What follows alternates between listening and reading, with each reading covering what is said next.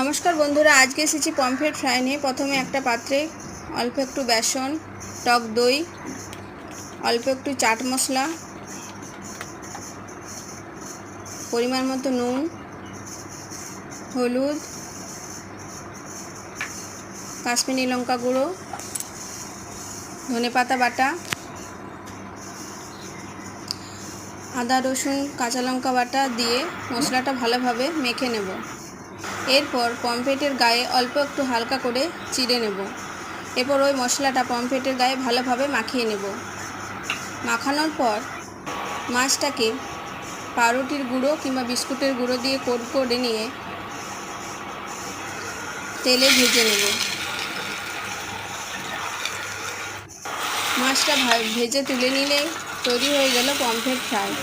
এরপর স্যালাড দিয়ে নিজের মতো করে পরিবেশন করো।